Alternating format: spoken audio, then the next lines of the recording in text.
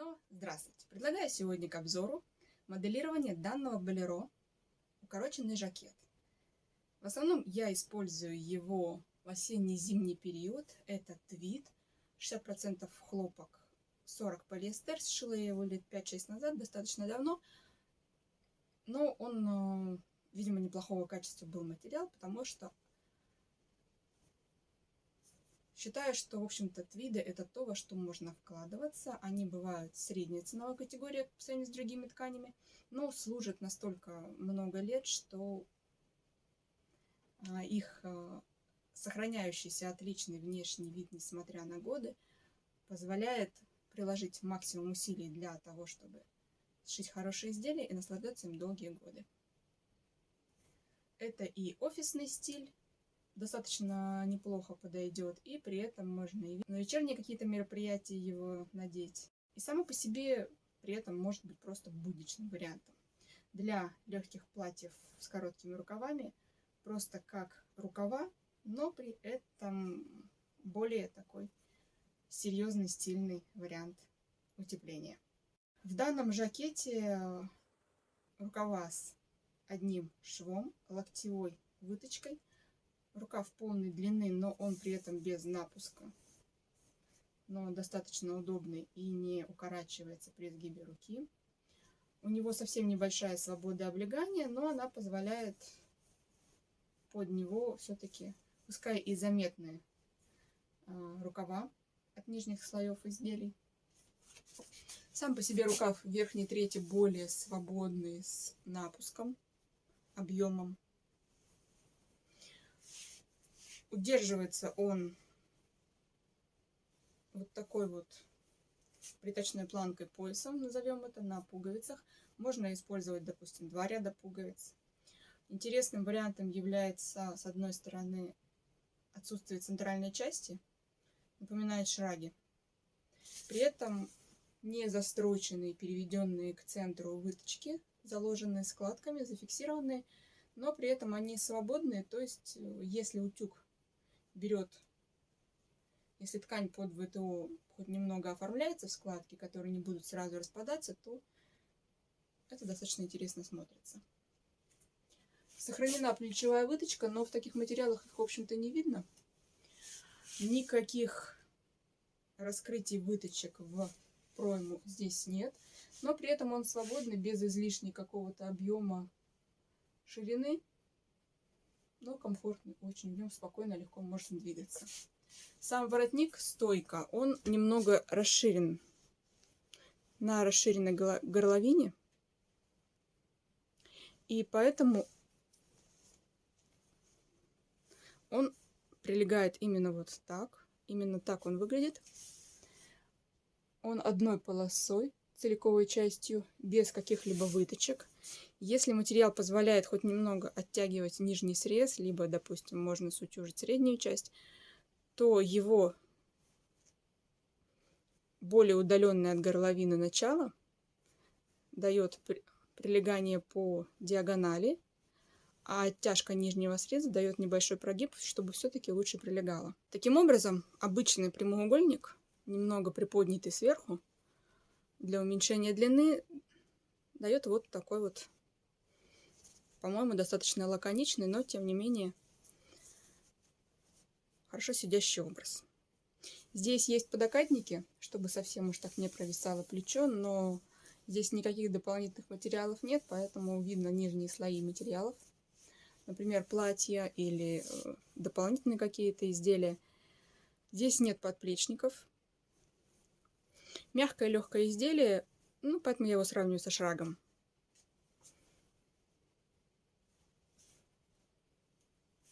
Комфортно, удобно, ничего не стянуто. Сам по себе твид достаточно подвижный материал.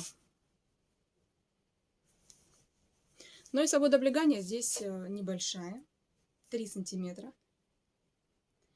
При этом раскрытие средней части и выточек дает дополнительную свободу по груди. Поэтому свобода облегания распределяется по максимуму в пройму, и небольшая часть идет на спинку, процентов 15. 85 это пройма, то есть рукав больше широкий в верхней части.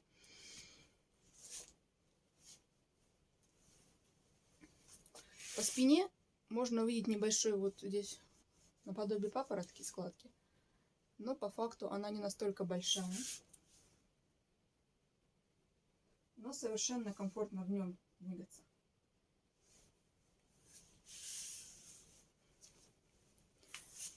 Жакет без подкладки. Просто оверлоченные швы.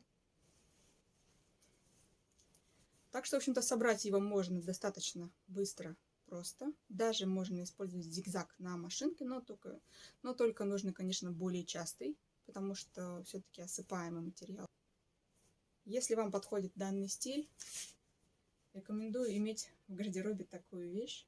Если достаточно простое моделирование все-таки вызывает какие-то вопросы, интересно посмотреть, то рекомендую посмотреть видео дальше. Приятного просмотра! Предлагаю более детально рассмотреть данный жакет болеро. Повторюсь, конечно же, все здесь очень просто. Начнем с самого простого. Воротник. Можно увидеть, что это просто полоса, практически прямоугольник. Вот здесь, ближе к центру, по переду, он немного приподнят вверх, для того, чтобы верхний край был меньше, заужался. Декоративно углы немного заострены. Так как этот вид, то толстый материал не стоит делать совсем острым. Поэтому он немного закругленный. Воротник состоит из двух полосок, верхней и нижней, и произведена отстрочка, чтобы была большая жесткость. Внутри он ничем не укреплен. Ему здесь этого не надо. Причем отстрочка идет только по верхнему краю, боковым. Здесь отстрочек нет. Изнутри он сначала был пристрочен и вручную уже пришит снаружи. Сам материал достаточно плотный. По переду есть до плечевого шва подборт. И поэтому вот здесь, в данном случае, достаточно большая толщина. Можно на самом деле высекать, но по факту очень сыпучий материал. Можно попытаться сделать более тоненько его, если это необходимо. Если материал позволяет, можно оттягивать на ВТО внешний нижний край, чтобы он совсем ровной вертикальной линией не смотрелся к шее. Можно, если материал не очень дает оттяжку, попробовать сутюжить более тонкий слой, среднюю часть, уплотнить. В крайнем случае всегда можно в такие толстые материалы вводить в сам материал нити и немножко стягивать. Потому что здесь мне очень не хотелось делать никакие выточки, как обычно делают.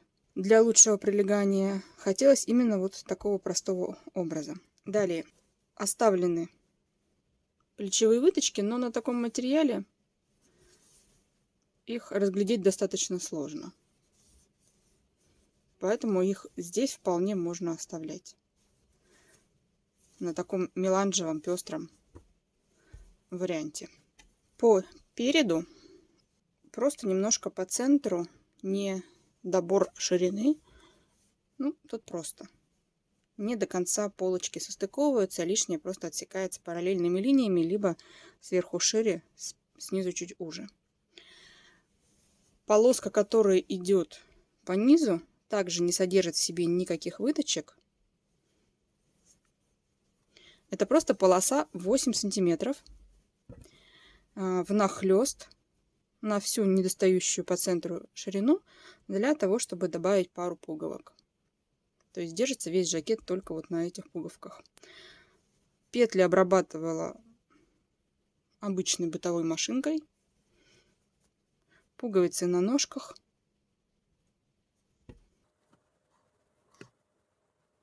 По бокам идет на небольшое заужение, что естественно, чтобы слегка подчеркнуть, чтобы совсем не болталось. Но это просто как продолжение выкройки. Рукав стандартный зауженный, снаружи ничего нет.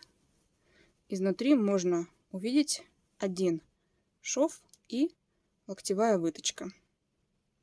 Материал мягкий, движение не сковывает, но некоторая свобода минимальная присутствует. Изнутри рукава исключительно просто для своего настроения обработала вот такой атласной бейкой, чтобы не делать дополнительную толщину, не подгибать и не оставлять открытый оверлок, хотя при этом сам шов на обычном оверлоке. Рукав не широкий, поэтому ничего не выворачивается. Рука проходит свободно, и вот такая примерно ширина относительно кисти. Но при этом вот такой декор небольшой. Здесь изнутри подплечник. Опять также абсолютно обычный атлас. Синтетика, полиэстер. Пришит вручную. Пришивается он наружу. Когда выворачивается рукав, он поддерживает плечо. Внутри очень тоненький, совсем небольшой поролончик, мягенький. Когда выворачиваем, то получается, что здесь небольшой напуск. И вот, чтобы не было пустот складочек, этот объем поддерживается подокатником. По всей длине никакого дополнительного объема. Вот верхняя треть. А здесь все достаточно плоско. Ничего излишнего нет. То есть за счет того, что чуть-чуть повышен окат, и поэтому в данном случае чуть больше ширины на верхней трети, получается вот такой объемчик. То есть все элементарно. Самый декор, наверное, здесь, кроме разреза и пуговиц, представляют выточки, переведенные к талии в складки, и также объединенные с остатками высоты талиевых выточек. Заложены они вот в эти складки уже не на выкройке, а на самом изделии. То есть есть ширина, есть желаемая ширина, и вот вся разница с учетом толщины тканей, которая берет на себя перегибы складок, за счет этого заложена разница. Просто на ткани аккуратненько руками, как бы это могло бы смотреться, так и заложено. Поясом низ этих складок зафиксирован, но материал сам по себе, хоть вот он и дает небольшую складку от утюга, тем не менее сам по себе вот хорошо заглаженный он, конечно, лежит. Но мог бы и лучше, поэтому, чтобы он не разваливался, чтобы эти складки все-таки были более определенными, меньшее на меньшую, большее на большую по высоте все-таки застрочены. Насквозь все три слоя, вот в самой ширине выточек, складочек в данном случае, здесь примерно сантиметр, здесь где-то 1,5 сантиметра, 1,7 может быть, застрочено насквозь, все три слоя. Складки в данном случае находятся на небольшом расстоянии, ну, примерно на ширину складки. То есть вот здесь она заканчивается, первая, вот здесь начинается вторая. Вот небольшая разница между ними на расстоянии, получается, есть. Самая ширина в основании уходит на 0. Как вы понимаете прекрасно, что подборд может быть абсолютно любой формы, какая вам нравится, с закруглениями, с спрямлениями, с заужениями. Не сказала, но изнутри подборд обработан просто зигзагом. Все швы просто оверлок. Сзади остатки выточек. Причем, если обычно у меня несколько выточек на спинке, здесь по одной, для того, чтобы было некоторое прилегание, но при этом совсем облегающий жакет не нужен, поэтому оставлено по одной выточке. Естественно, небольшое заужение есть в боковых швах. Сзади на спинке тоже в этой 8-сантиметровой полоске никаких выточек нет. Вот, по сути, и все. Базовая, обычная выкройка. Давайте посмотрим, как это выглядит в бумаге для дополнительной наглядности. Начнем с самого простого, с воротника. По высоте в моем варианте он составляет 4 сантиметра, с учетом толщины загиба на ткань 4,5. Равномерно по всей длине. По длине верхняя часть получается 36 сантиметров. По низу он равен горловины с небольшим не заходом на него. 38,5. Давайте смотреть в половинном размере. 36 и 38 пополам это 18 и 19,2. Нам нужен прямоугольник. Конечно же, у вас могут быть любые свои сантиметры. Вы можете ближе смыкать воротник, вы можете дальше его размыкать. В данном случае главное сам принцип понять. Воротник 4,5 сантиметра. Откладываю не с самого верха в половинном размере. То есть здесь будет сгиб. 4,5 сантиметра составляет воротник. По прямой изначально это около 18 сантиметров. Эффект подъема и прилегания, уменьшения длины исключительно по желанию. Здесь можно увидеть, что у меня по прямой он идет практически до самого конца. Ну вот буквально сантиметров 5, может даже меньше, сколько здесь. По низу это около 5 сантиметров, по верху сантиметра 4 получается. То есть из моих, пускай это будет 19 сантиметров, там 19,5 за счет подъема. Вот здесь у меня 18 сантиметров, по низу 19. Это без учета того, что вы будете что-то оттягивать или сутюживать. Все зависит от ткани, от материала. Насколько они способны растянуться или наоборот уплотниться. Если мы говорим про готовый вариант, вот такой, какой он есть. Можно немножко самим подыграть. Туда-сюда несколько миллиметров. Чем мне нравятся эти воротники, что здесь мы просто смотрим по линии и сами можем подредактировать. Побольше, поменьше.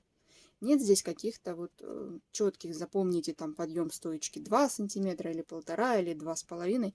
Как у вас получается по длине, эффект ваш, насколько вам это нужно, настолько мы и делаем. Вот у меня 19 сантиметров. Подниму, допустим, на полсантиметра. Окончание линии. Возьму сантиметров 5. Получается, что вот это начало воротника.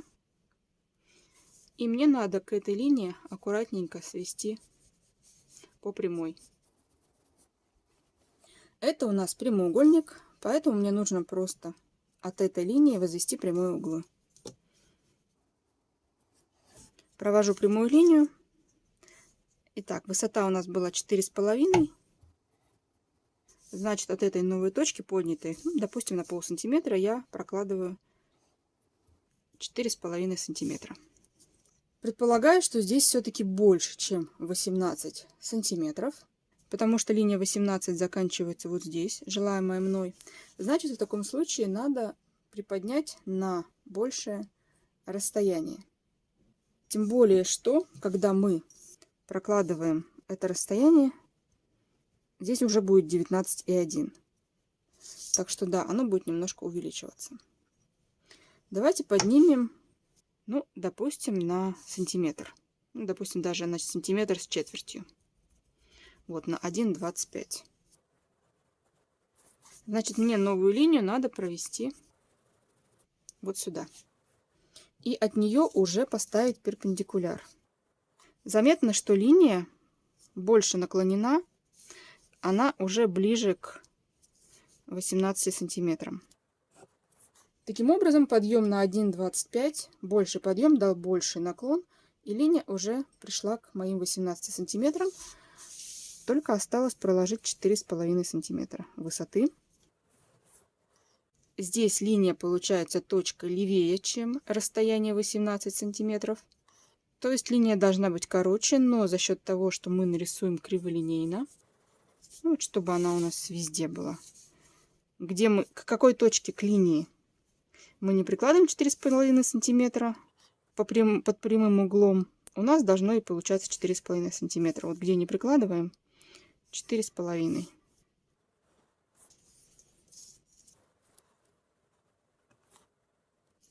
Если аккуратненько замерять, у нас 18 сантиметров и получается. Если вам сложновато, не хочется много раз перечерчивать, возьмите вот эти 18 сантиметров по прямой, раздвиньте нижнюю линию, то есть линии разрезов несколько равномерных сделайте от нижней линии к верхней, всегда от большей линии, потому что мы больше будем разводить на 1 сантиметр, то есть 18 и 19 разница 1 сантиметр. Ну или 19,5 в данном случае, к чему мы стремились. То есть надо сделать будет на вот этом расстоянии 5 сантиметров, которое мы закругляем, несколько надрезов. И их общая суммарная раздвижка должна составить 1,5 сантиметра. У нас получится абсолютно тот же вариант. Также будет закругление и расширение на 1,5 сантиметра. Сам краешек в данном случае можно просто немного фигурно. Вот видно, что он немножко отходит в сторону на закругление, на заострение. Но тут уже по как у вас рука начертит, как вам этого хочется. Давайте перейдем к самой выкройке.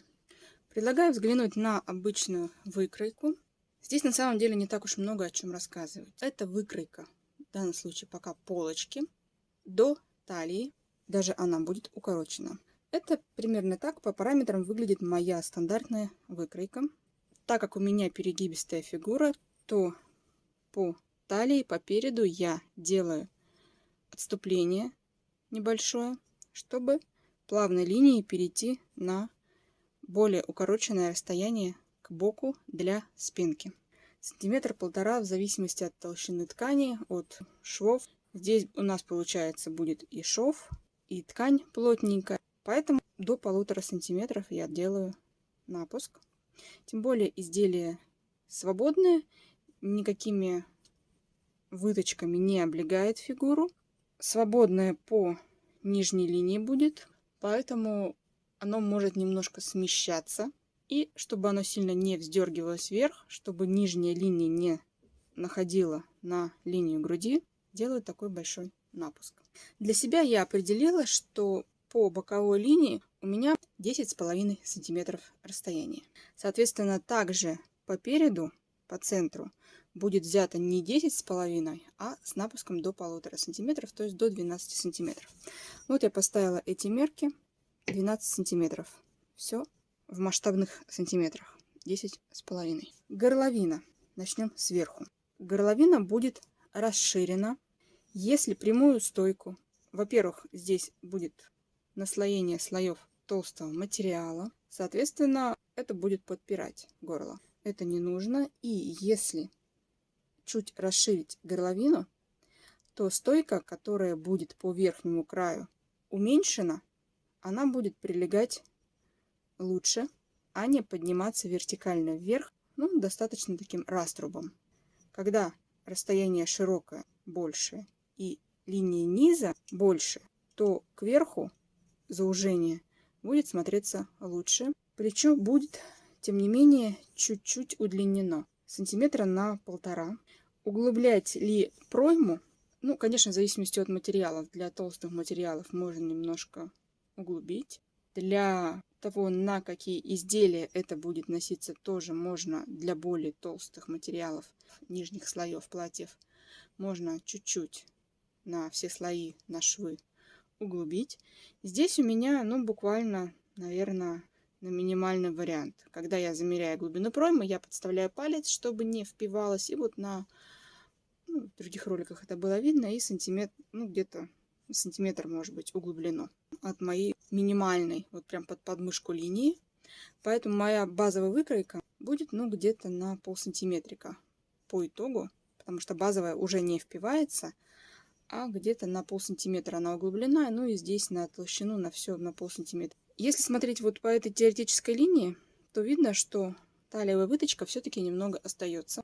Вот эта линия искривления, она нужна как для напуска более удлиненного центра переда, так и для того, чтобы линии выточки красиво сошлись и не были укорочены, например, внешние стороны относительно центральной линии. К тому же, когда мы сведем все выточки в одно направление, лучше, чтобы материала, относительно того, как мы его будем формировать, эти складки, было достаточно, чтобы получилась ровная линия.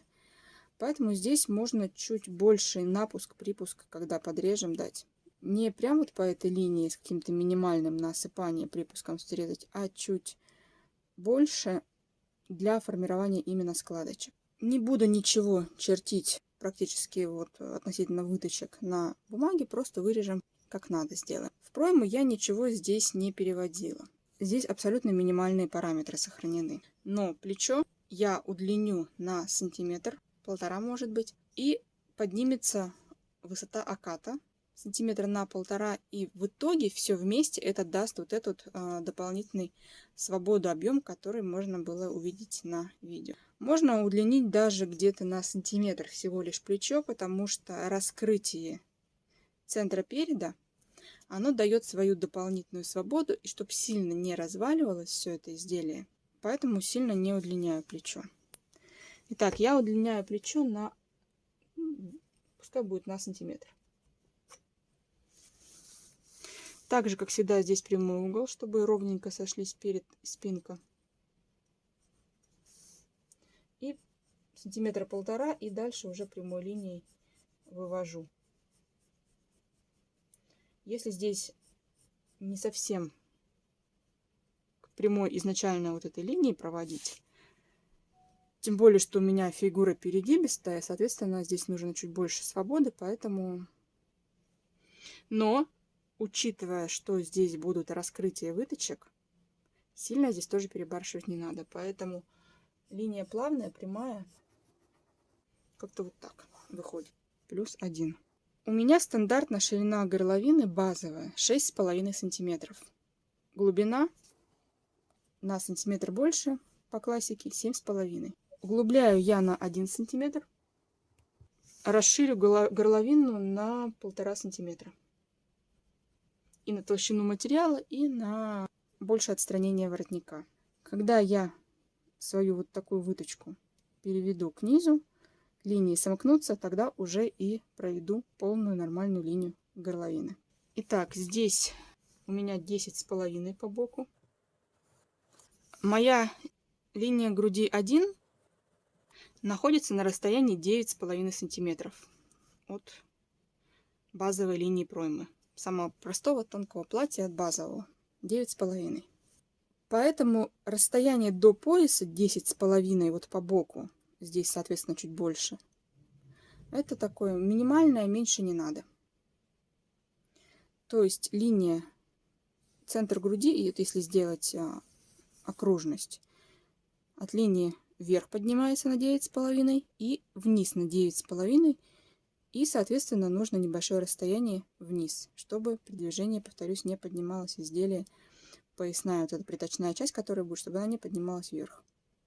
Здесь 9,5, соответственно, здесь 9,5 плюс. Тут уже по желанию, насколько вам нужно удлинение. Здесь у меня 12. Соответственно, плавной линией, по идее, по прямой, выходящей на линию бока, я провожу линию, по которой я буду отсекать излишнюю нижнюю часть, ненужную по талии. Повторюсь, с учетом необходимой выточки. Здесь можно, причем здесь вот складки у нас будут вот в этой части. Поэтому здесь даже чуть больше на формирование складок можно чуть ниже линию провести с небольшим минимальным запасом. Так, 12, прямой угол по центру.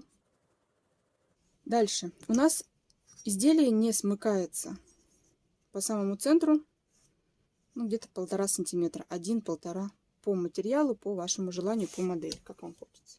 Вместе, все вместе будет где-то 2 сантиметра у меня. Поэтому от линии горловины до линии низа откладываю 1 сантиметр.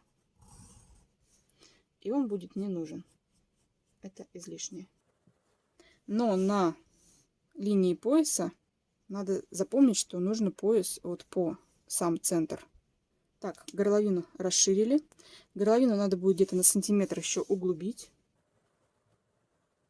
Помечу, что горловина идет вот сюда и вот сюда. Удлинили плечо. На полсантиметра, как я говорила, дополнительно углубляем линию проймы, не высекая ширину в самых ответственных моментах. Плавной линией сходим. Ну, тут буквально полсантиметра, вообще ни о чем. Рукав минимальный, поэтому и он удобный, что она не углублена. То есть здесь 0,5 вниз. Сейчас я это вырежу за кадром и покажу, что получается. Я сохраняю остаток для того, чтобы на его фоне понимать, какой чертить пояс по ширине, по объему.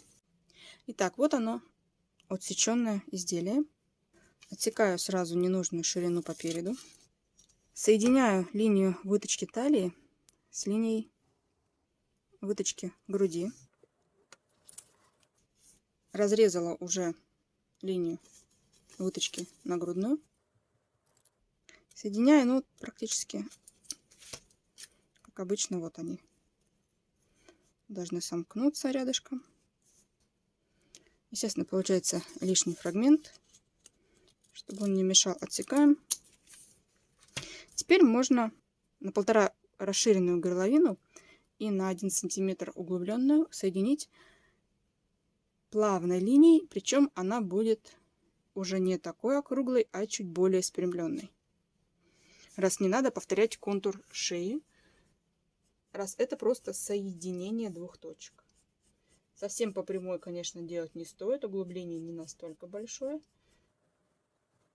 Вот это излишняя часть горловины. В принципе, с торсом у нас все. Выточку мы не высекаем. Можно аккуратненько, оставив небольшой напуск здесь, когда мы это положим, можно повторить, продублировать, подложить какой-то кусок бумаги, скажем так, для того, чтобы не забыть. Если вам необходимо, для того, чтобы на ткани не вырезать лишнее. Замерить необходимо длину выточки по центру ширины. Ширину по низу замеряем, сколько получается. По центру откладываем длину выточки. И плавной линией. Здесь я повторю уже легкий прогиб для складок был, поэтому более спокойной линии переходим. Если бы мы его изначально не сделали и линия была более ровная, то здесь бы надо было более выпуклую линию начертить. Итак, если необходимо подложить бумагу, то подкладываем. И вот такой вот образ получается. Необходимо замерить полученную ширину. Сравнить ее с той, которая у нас есть, какая должна быть по желанию, по плотности прилегания. И разницу с учетом толщины на складке, на перегибы ткани, уже на материи, на самой ткани, аккуратненько сложить в 2 складки, застрочив защипы, если это необходимо. Горловину отсекаю лишнее. Горловина расширена, углублена. Ширина центра переда также снята. Когда будете замерять, сколько сантиметров надо на закладывание складок, учитывайте, что здесь у вас сантиметр, как в моем случае, ширины убран.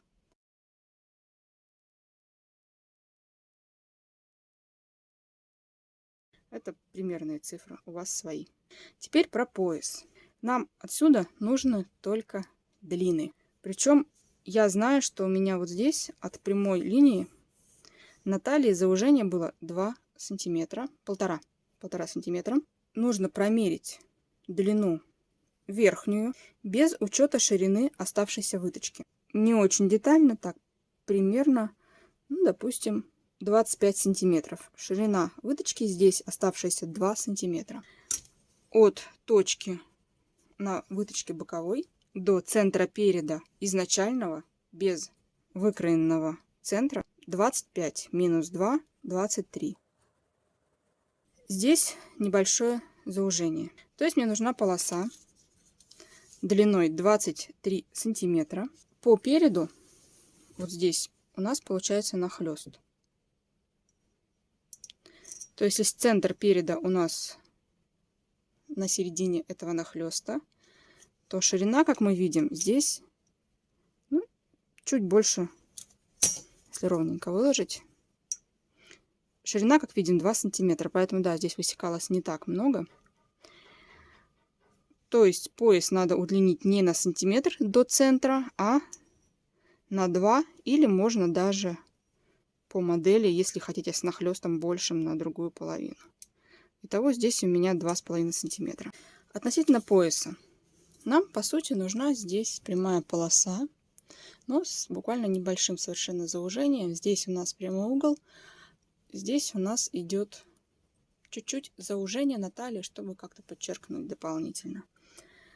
Пояс без каких-либо уплотнителей, дублеринов, флизелинов, все мягкое, абсолютно. Он сложен пополам. То есть заужений, выточек мы сделать не можем. Мы чертим прямую линию. Пояс у нас получается шириной по низу изделия по своему верхнему краю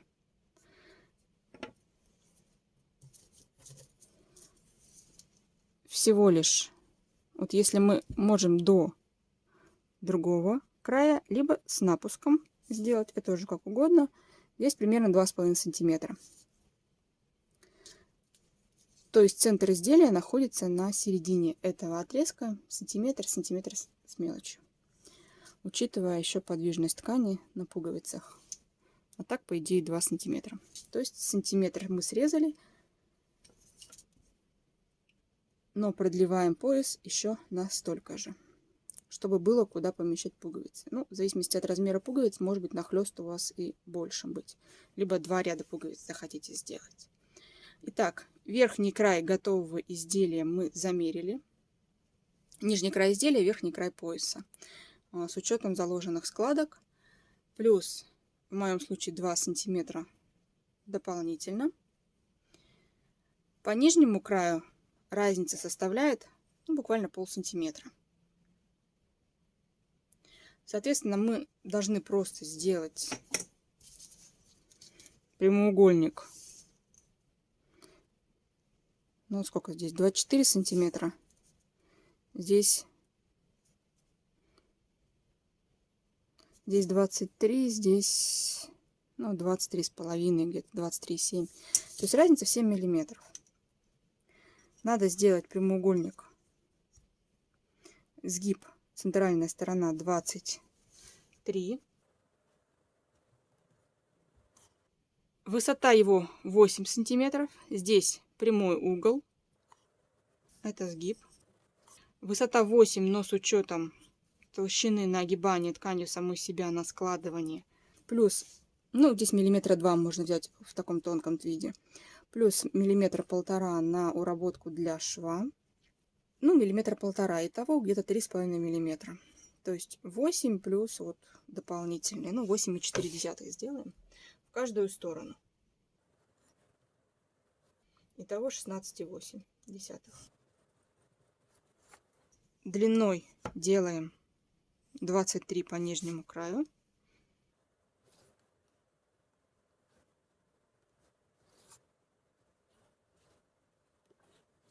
Самое простое, если ткань поддается ВТО, эти 5-7 миллиметров просто оттянуть. Как вот для пояса брюк это делается. В данном случае здесь, по-моему, 60 или 70% это хлопок. Так что небольшой такой оттяжки, что на воротнике, что на поясе, получится сделать ВТО. Иначе можно дополнительно здесь добавить вот эти 5-7 миллиметров, чуть удлинив, потому что идет под углом, чтобы выйти на прямой угол. То есть не 8,4, а чуть-чуть большая длина будет ради прямого угла. Таким образом, сгиб, нижняя сторона останется желаемой 23 сантиметра, а верхняя часть будет нужной длины по низу изделия. Это одна из двух равных деталей на левую и правую сторону. Так же, как выкройка сама лево-право половина. Примерно так выглядит спинка, без выточки пока на талии. Это все условно. Кто-то может сказать, что у меня не очень каплеобразная пройма, что она должна быть более круглая, когда такие минимальные варианты. Но сразу скажу, что у меня перегибистая фигура, поэтому линии выглядят чуть более спрямленные, чем обычно. Итак, стандартная пока горловина, выточка в плечо. Можно нарисовать выточку талиевую. Да, она у меня тоже повышенная по длине. Где-то на сантиметр углубляю по спинке линию горловины для того, чтобы не сразу начиналось заужение шеи, а чуть с более вертикального расстояния поднимался воротник для более прямолинейного подъема. То есть воротник сзади по спинке, как мы помним, является прямой линией, не уменьшается к верхнему срезу, соответственно, чтобы он так не отставал, чтобы не нужны были никакие дополнительные выточки заужения. Просто начинаем его, во-первых, для удобства, для толщины тканей, учета, чтобы было куда им помещаться. Воротник чуть углубляем. Так же, как и по переду, происходит расширение. Более плавной, спокойной линией, более спрямленной. Соединяем новую линию горловины. Так же, как и по переду, плечо удлиняем. Пройму также углубляем где-то на полсантиметра. Не забываем для выточки дополнительное расстояние, чтобы смыкать центр равной длиной с сторонами выточки. Под прямым углом проводим ширину относительно контрольных точек, не заужаем, только углубление. Также 10,5 сантиметров оставляем боковую сторону. По спинке ничего, никаких складочек, дополнительной ткани, просто вот отрезаем на уровне, как у нас есть. Здесь 10,5, здесь чуть больше или также 10,5, в зависимости от сутулости, от прогиба, от пожелания. Может, вам захочется чуть более длинный по спинке сделать. Так как у меня перегибистая фигура, спинка укорочена, то удлинять дополнительно я не буду. Могу даже 10 сделать. Выточку оставлю на 10,5. Центр выточки также должен быть 10,5. Линия поднимается. Чуть заранее перехожу на увеличение длины для выточки. Также здесь плавно перехожу на линию талии для отсечения. Итого здесь горловина 8, а не 6,5, как была изначально. То есть вот это вот лишний фрагмент. Плечо плюс 1 сантиметр. Бок 10,5 после того, как углубили на полсантиметра. От линии проймы 10,5. То же самое, выкраивать, складывать уже не буду. Здесь никаких сложностей нет. Ничего в пройму не переводила для удобства. Ткань мягкая, свобода облегания. И так достаточно. Рукав комфортный. Пояс. Также замеряю в зависимости от наличия возможности ВТО. Либо здесь не нужны никакие дополнительные нахлесты, поэтому просто либо нижнюю сторону без учета ширины выточки и оттягиваю внешний срез для того, чтобы он был чуть шире, так как выточка здесь явно уже. Плюс учитываем боковую выточку от прямого угла, сколько она здесь составляет. Сравниваем два участка без выточек. Участок А плюс участок Б и участок В плюс участок Г. Если верхняя линия у вас длиннее, естественно, потому что здесь выточки шире, то либо его оттягиваем Строим обычный прямоугольник со сгибом по нижней длине, ну или как с вариантом по переду. В моем случае это просто А плюс Б, сгиб, также 8,4 высотой для пояса 8 сантиметров. ВТО добавляем для оттяжки. Вот, в принципе, и все. Берем свой удобный, подходящий для этой выточки, выкройки рукав. Добавляем сантиметра 1,5, как обычно, для дополнительного объема высоты на подокатник. Строим рукав, естественно, с понижением на полсантиметра глубины проймы. Обычный рукав, одношовный, с параметрами по локтю и по запястью, с выточкой локтевой от бокового среза. Выкройки на канале, построения уже были. Насколько вам заужать и насколько делать запястье узким, смотрите сами. Единственное, хочу дополнить, что по низу, когда я дополняла срез, не просто скатывала рукав по низу атласной лентой, я сделала абсолютно не тянущимся. То есть сам материал подвижный и предполагает некоторую эластичность, буквально минимальную, но комфорт некоторый есть. Здесь же из-за пристроченной на машинке ленты атласной, чтобы не подгибать, конечно, тоже немножко обносилась, абсолютно не эластичный вариант. Так что учитывайте в ширине вашего рукава какую-то дополнительную свободу, чтобы можно было комфортно надевать. Если есть комментарии, пишите, буду рада обсудить. До скорых новых встреч!